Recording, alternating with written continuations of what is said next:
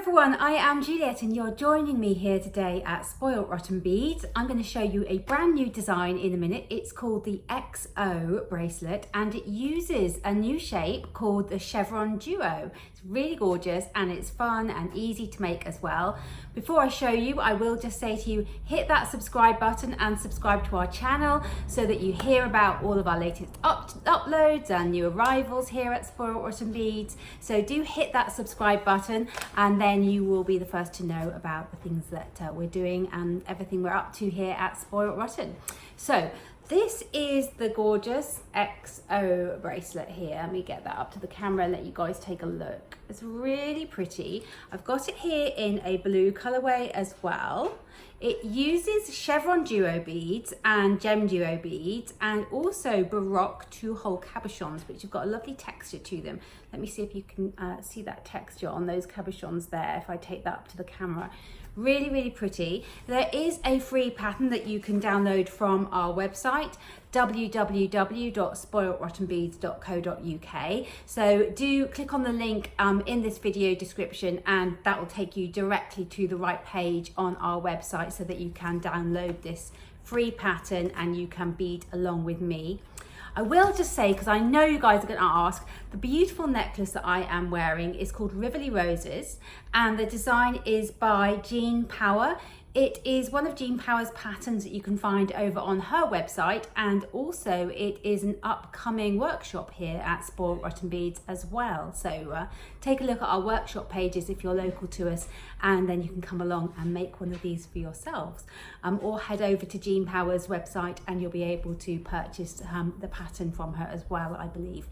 So I think that's all I need to say before we get started and I talk you through all of the various components that you need. But I will just say one last time, hit that subscribe button so that you don't miss out next time we upload a video. Okay, so to make one of these glorious XO bracelets here, you will need the following. You'll need some beading thread, and I am going to be using this Durathread today in the white colorway. You really don't see the thread with this piece, and because it's quite stiff and when it's finished, it's really nice to be beading with something lovely and soft like the Durathread. So that's the Durathread that I'm going to be using today. Then you will also need some Chevron Duo beads, and you're going to use a total of 18 Chevron Duo beads in order to make an average about sort of 7 to 8 inch long bracelet. You will need some Gemduo beads and you will need some Baroque 2-hole Cabochons. They are the beads that sit in the middle here between the sets of the Chevron Duos, and they form the O, I guess, of the XO pattern there. You'll need 2 sizes of seed beads, size 15 seed beads, and these are what you're using to join the Gemduo to the Baroque Cabochon. And then you'll just need a few size 11 seed beads to use for the clasp at the end of your piece. But if you prefer, you can use 15s, it's up to you, but I like to do that in size 11s. And then you'll also need some size 12 beading needles. So that is everything that you need in order to get started. I'm going to be using these beautiful colours here today. This is a backlit opalescence in the Baroque Cabochon. And then I have got one of this lovely matte Rembrandt green colour here in the Gemduos. And I've got this beautiful, I think it's a Jet AB. Yeah, I've got Jet AB in these lovely Chevron Duos. And then I've opted for a lovely bright Duracoat galvanized gold for my seed beads. So those are the colors that I'm going to be using today. Of course, the other thing that you will need is the pattern. So do head over to our website, www.spoiledrottenbeads.co.uk, and download this free pattern. You'll find it nice and easy to follow as you bead along with me if you do. So head over to the website and download the free pattern.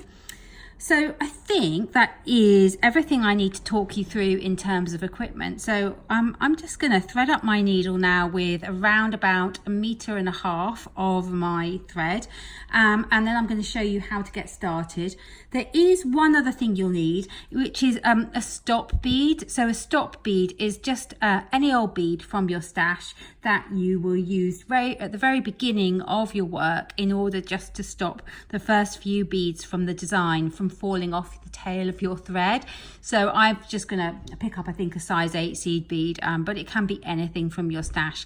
It doesn't have to match the colors because you are going to remove it later on in the design. So I think that's everything I need to say now. So I'm going to thread up my needle and then we'll get started. Okay, so I've threaded my needle up with around about 1.5 meters of my Durathread, and I've just found one of these pink beads in my stash. This is just a size 8 seed bead, and I'm going to use this as my stop bead because it's different colour to all of the other beads in this pattern. So I'm going to thread on this stop bead and take it down towards the tail of my thread. Just going to leave a tail of thread that's around about sort of 10-15 centimeters in length, and stitch now back through that stop bead so that the thread will now sit around the outside of the bead. You'll see this as I pull the thread tight there. It now sits around the outside of the bead, and that's what you call a stop bead, and it's just going to keep everything on our thread as we begin our pattern, and later on I'll show you how to remove that stop bead at the end. So I'm just referring to my pattern here that I have downloaded. So let me just grab that. There we go. Right, so the first thing that I need to do now is I need to pick up one of my Chevron Duo beads and one of my my Baroque Cabochons, followed by another Chevron Duo. And if I just nestle them in next to each other, you see that's going to be the kind of shape that we are going for. And these Chevron Duo beads, they don't have a right side or a wrong side. They've just got the 2 holes and either side is fine. They're both the same. But with the Baroque 2-hole cabochons, there's a flat side to the bead and then there's the domed side. So the domed side is what we're going to call the front of the bead. So I'm going to be working with the front showing at the moment. So I'm going to thread on one of my Chevron Duos, and I've done it wrong straight away because of course what I need to do is make sure that the Chevron Duos nestle around the Baroque cabochon like that. So you might find it easier to line everything up. I'm just finding the holes in these, there we go. If you line everything up like that as you thread it through, then you know it's all going to sit right. So I'm going to thread those on and then take those down towards that stop bead.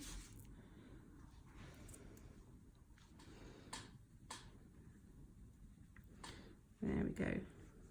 There we are. And it will look like that.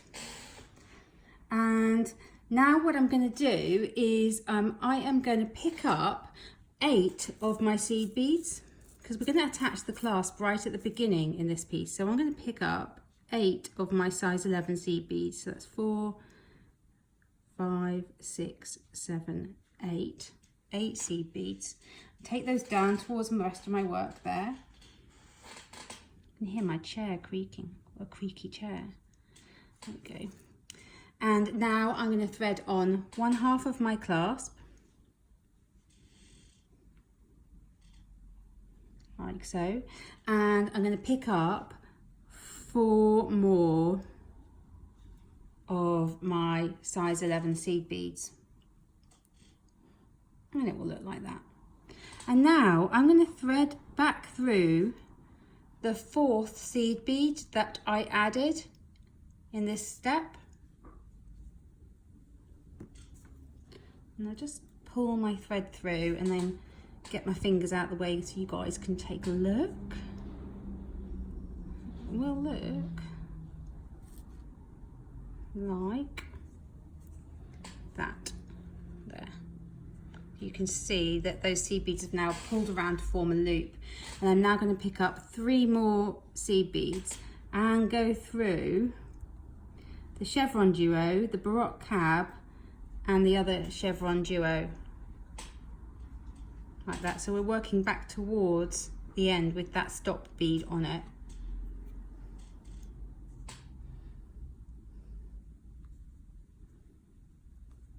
And you will find your work looks something like that.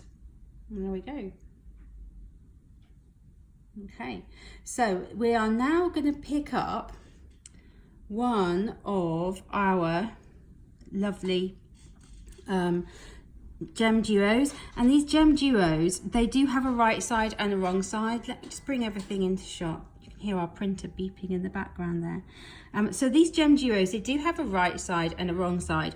So they've got a dome side, and then if I turn it over, you can see they've got a flat side. So because this is the front of my piece, because this is my lovely Baroque Cab here, I want to thread through this bead so that the front sits forward the same side as the front of the Baroque Cab.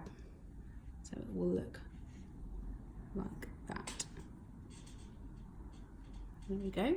And I'm now going to pick up another Chevron Duo bead, and I want it to sit like so. So it's easier to position the beads where you want them to sit, and then you'll be able to see straight away which hole to thread through. So I can see that I need to thread through this way. You'll see, so we're creating that little V for the Gem Duo to sit in between the two Chevron Duos, like so. And now I want another Baroque 2-hole cabochon. So again, I'm just going to see where the holes are in this one. These opalescent colours are beautiful, but they are tricky to see the holes sometimes. There we go. There we go. And that's going to sit in the crook of that Chevron Duo there. Like so. You can see it's starting to come together now. These colours are looking really good. I'm pleased with these colours. Okay, so now what we're going to do is we're going to thread back through the empty hole in the Baroque cabochon and through the Chevron Duo, and then we'll be ready to add in another gem duo on this side. And actually at this stage we can also remove that stop bead as well. So I'm going to get my Gem Duo bead on first, and then we'll remove that stop bead and tie it off. So going through that Gem Duo bead there.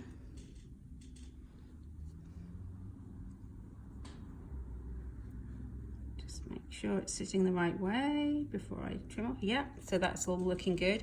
And you can see now what I can do is can slide off that stop bead, and now I can knot my working thread and my tail of thread together. So I'm just tying a knot between that initial tail of thread and my working thread, like so. And I'm going to tie a nice double knot here.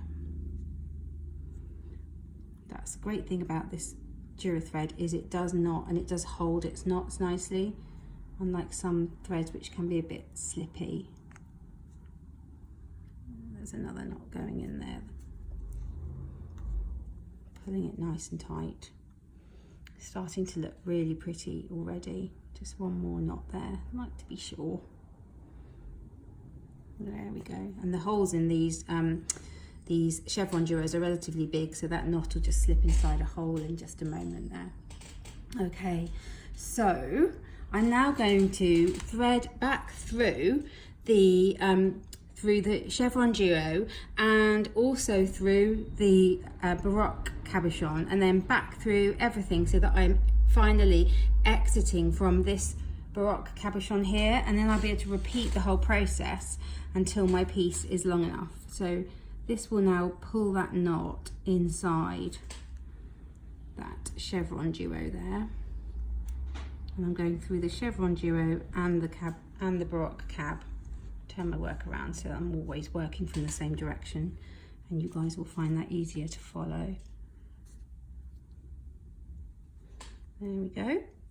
And I'm now going to go back through the Baroque cab, the chevron, the Gemduo, the chevron, and finally that last Baroque cabochon there.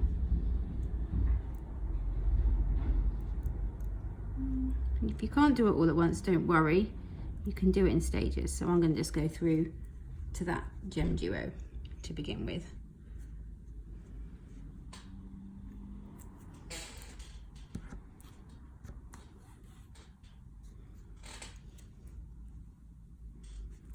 There we go.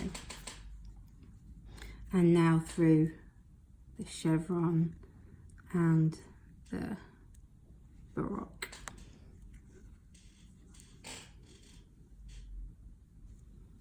There you go. Get my fingers out of the way and it will look like that. You can see that XO pattern beginning to appear already. And we're literally just going to keep repeating that now. So I'm going to go and grab a chevron and a gem. And you see I'm lining them up for myself because that makes life a lot easier. Can't go wrong if you do that. And finally a Baroque cab, and I'm going to thread on all of those through there, and then I'm going to go back through the Baroque cab, through the chevron, pick up another Gemduo, back through this chevron, back through this Baroque cab, around the cab, and back through everything again. I'm going to keep repeating that now until I've just got one of my Chevron Duos left, because we'll need to use that to attach the clasp to the other end, just like we did here. So I'm going to come back to you when I've done that, and then I'll be able to show you how to begin embellishing the piece and bringing it all together with the size 11 seed beads there. Okay, so I have been beading for a little while now, and my piece looks like this. You can see all those lovely X's and O's appearing. I'm using a total of 18 of my Chevron Duo beads, and this is my 18th Chevron Duo here. So I've exited from the last Baroque cabochon, picked up a Chevron Duo bead so that it will nestle around that last Baroque cabochon, then 8 seed beads, the other half of my toggle clasp, and 3 more seed beads. I'm now going to thread back through the 4th seed bead. Oh, sorry, I needed to pick up a 4th one. Sorry, there we go. 4 seed beads. And now I can thread through the 4th seed bead added in this step, and I will pull it tight and it will loop around just like the other side of the clasp did there. And I'm now going to pick up 3 more seed beads, and you can see what I'm going to do now. I'm going to go through the empty hole on this Baroque cabochon, and then also I'm going to go through through the empty hole on that Chevron Duo, and also through the empty hole on, or the top hole on, that Baroque cab there.